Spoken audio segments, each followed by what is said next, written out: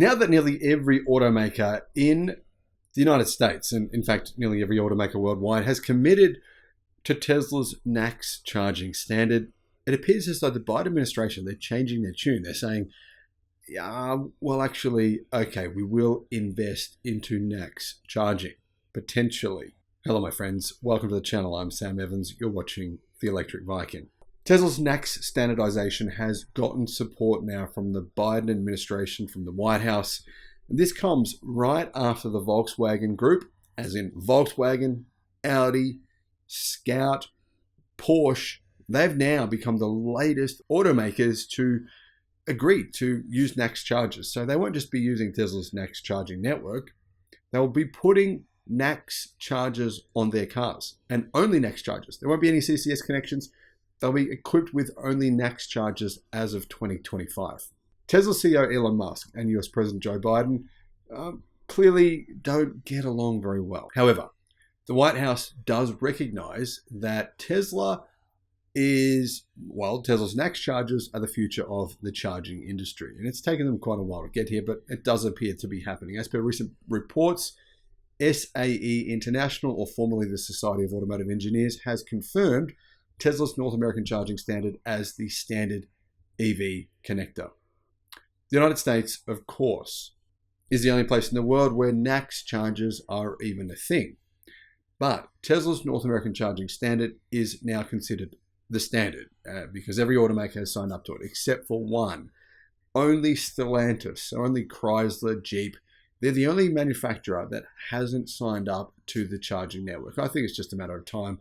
We look a little bit silly, though, them being the last. I wouldn't want to be the last personally. Anyway, when it comes to electric car adoption, one of the big challenges is the charging networks. And realistically, America's charging networks are pretty good, but they're not quite as good as Europe, not quite as good as China.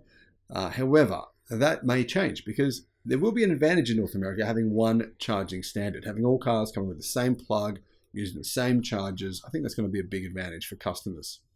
And honestly, we don't just have Tesla to thank for this. We also have Ford. Thank you, Ford, for making this move. Ford were the first company who decided to join the network, and all of a sudden General Motors a few days later joined it as well. And then it was just a slow avalanche building up as more and more automakers joined in. In a recent report from the Associated Press, SAE International, formerly the Society of Automotive Engineers, said in June it would be setting standards for Tesla's EV charging so it could work with other electric cars.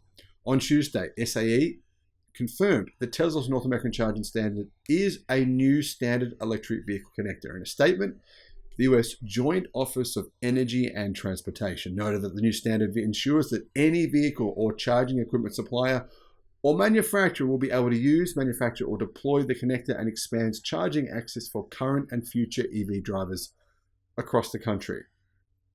So really, it's clear the Biden administration, they haven't really supported NACS charging. They've sort of said nothing and just stepped back.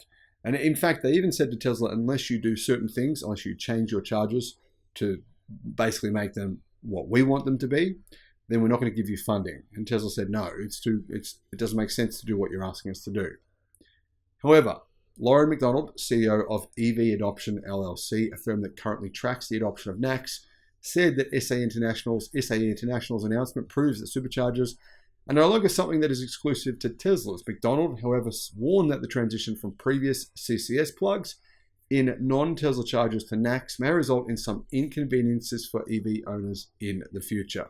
She said this, now nobody can say it's just the Tesla thing. There's nothing now to hold them back. We're still going to have several years of millions of CCS connector vehicles on the road, and they're going to last a long time.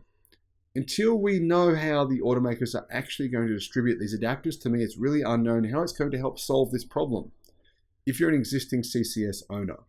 So the suggestion coming from many automotive experts is to simply buy a vehicle with NACS charging straight away. What can you get? Well, only Tesla at the moment has a direct NACS charger on the car. But Hyundai and Kia, as of the third or fourth quarter of this year, or 2024 I'm talking about, they will have NACS chargers on their EVs being built in the United States. In 2025, almost everyone will. The reality of all of this is we're going to have to live in adapter hell for the next few years, said McDonald. Now, fortunately, it appears the Biden administration are starting to kind of accept what has happened here, and that is that Tesla's charging standard is the standard. And it looks as though they may, in fact, support this with funding that previously might not have happened. So that's good. The more funding that Tesla and the Superchargers can have, the more funding that NACS charging rollout gets, the faster it will happen, the better the experience will be for consumers of electric cars. There's a big change here. Hopefully, this happens, but we don't know for sure yet if the funding will actually come through. Let's wait and see. What are your thoughts? Thank you for watching.